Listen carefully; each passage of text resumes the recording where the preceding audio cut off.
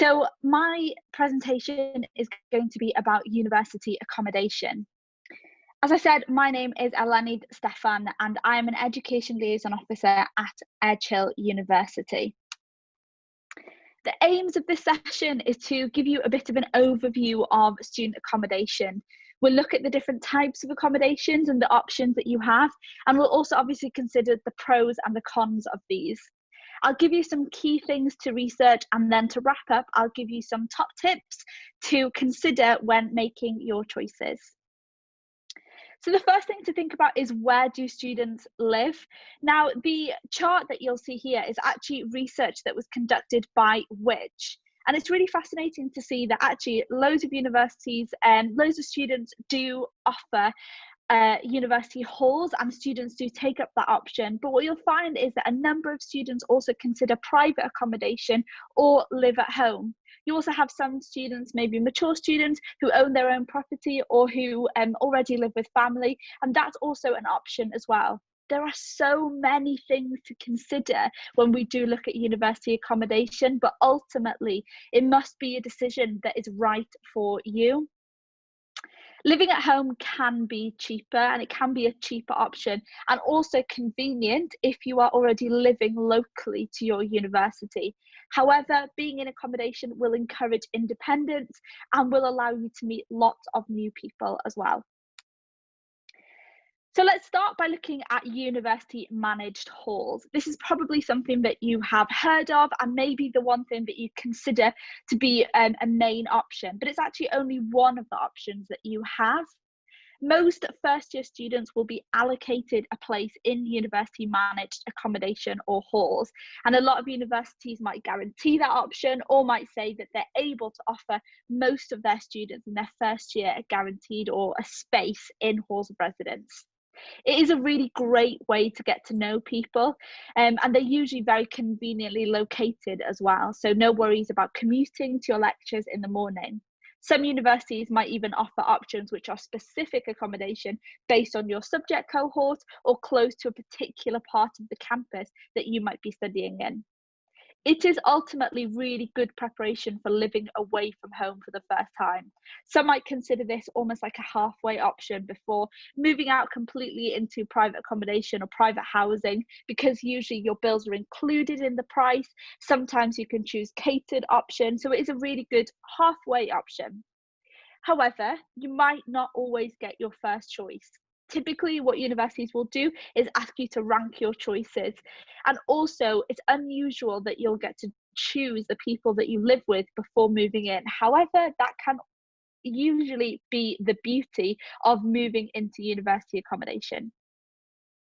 Private halls or private accommodation is something that's becoming increasingly popular, specifically maybe within cities that have more than one different universities based there. So for example, you might live in that accommodation and meet students or live with students that go to another university but within the same city. The setup is very similar to university halls, so you'll get your own room and you'll share communal areas. Usually the location of them can be really central and really great, so they can be in the centre of the city, which is great if you have a part-time job or if you really want to immerse yourself in city living. However, they can be a bit pricier. Sometimes they include extra costs, sometimes unnecessary costs that you might not need, like a gym or extra facilities. And there are, of course, the same pitfalls as university halls as well. So it's very, very unusual that you'll get to choose who you live with in advance, but some might offer that. And then the final one that I really want to focus on is living at home. It is a great option if that's what you would like and that's what you would prefer. It can undoubtedly be a cheaper option, and of course there's no need to pack and to relocate. If you are already living locally in the area, then you might actually already be close to campus and you might already have really good transport links, and those kind of thoughts might already be in process. And there is, of course, that old cliche, which is someone still at home to cook and possibly even do your laundry. But you will be further away from the hustle and bustle of student life. And of course, there isn't quite that level of independent living. Someone else's roof often also means someone else's rules. So what should you find out and what should you look into? If you are considering all of these options, then these are some things that I'd encourage you to maybe jot down or consider when you look at your options. Security can be a really big one, and the safety of the accommodation. Do they offer 24-hour security, or are there perhaps people or wardens who are within the accommodation to support you if you need any help?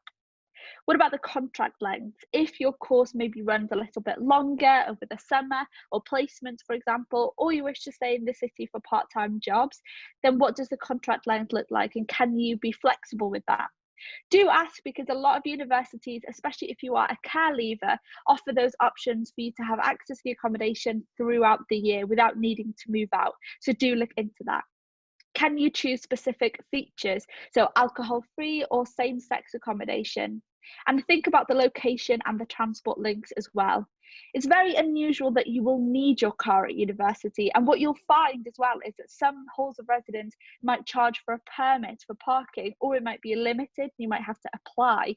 Most universities have either discounted or free transport links for you to consider. And then look at student support. There are often things like campus support teams, or people there to be able to support you if you want any help with transition, or even things like organising events and even cooking masterclasses sometimes. So where can I look for my research? These are some really key places that I would really encourage you to look into if you haven't had the chance to yet. Unipol's national code will give you an idea of the accreditation for student accommodation.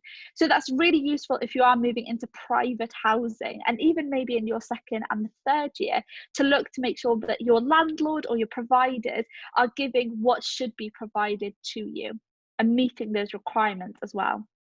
Watch virtual tours, or if you can, attend a virtual open day. Usually the accommodation team might have a specific stand or setup at those events. So do make sure that you go and check those out and chat to them about the contracts, about the prices, even about what it's like to live at those accommodations. The student room is a really great tool to chat to students in the exact same boat as you, but even students who have previously lived in accommodation like that, currently living there, ask them about kind of what their key things to consider was. You might even meet people who are moving into similar accommodation as you. And the Brightside Student Calculator is a really excellent tool to work out your budget in advance. And that can be really useful if you are deciding between 2 or 3 different options. So let's look at this timeline then. Before applying, do make sure that you research your options. Make sure that you look at 360-degree tours. Consider your budget as well. So what can you afford, and what do you realistically need? Even though you might really want that ensuite, does it really fit in within your budget? After applying, make sure that you allow communications from your chosen university. So do have a look in your spam and your junk folder. Do try and avoid unsubscribing from everything, because you might get some really key and useful information from your accommodation about applying for, or from your university, sorry, about applying for accommodation, and some other key things to know.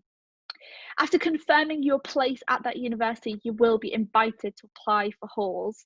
This is just the average timeline. It might differ in some ways between universities, and of course, if you are applying for private accommodation, be sure to make a note of their specific deadlines.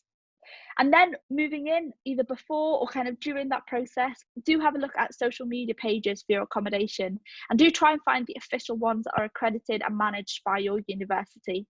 Even if you are considering living at home, it's a really good idea to check those social media pages for events, and it's a really great way to kind of meet other people as well on your course or just at that university.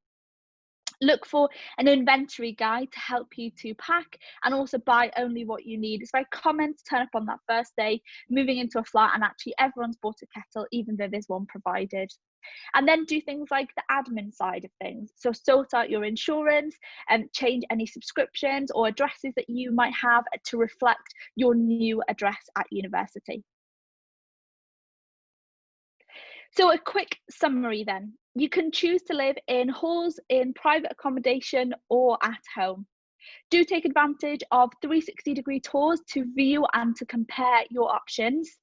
Consider and research the cost and the benefit of each option before making your final decision. And you will start your accommodation application once you've accepted a place on a course, unless they specify other deadlines. And do make sure that you look at each one depending on your university. And now my top tips for you. This is a really cliche one that you might have heard before, but do take a doorstop with you and try not to, if you can, stay in your room when you first move in. Say hello and maybe help carry boxes as well. It's a really great way to break the ice. Get involved, even if you live at home. Look out for events or check out those social media pages that will give you a real insight into what's going on campus or at your university. Make sure that you read the small print, so what's included, the deposit, the contract length, all sorts of things like that. It's really useful to know, and especially useful at the end of your contract when you're moving out. Do not be afraid to contact universities in advance if you have any questions. If you've got any specific needs or requirements, do contact them and see what adaptability they'll be able to do, if they're able to offer any specific requirements for your room or adapt especially for your needs. And do consider what you need when making a decision as well. It can be very easy to be swayed by modern accommodation or ensuite or being really close to the city, but do consider what you actually need whilst you're at university. Thank you very much for listening. If you do have any questions, I'll be happy to help. Thank you.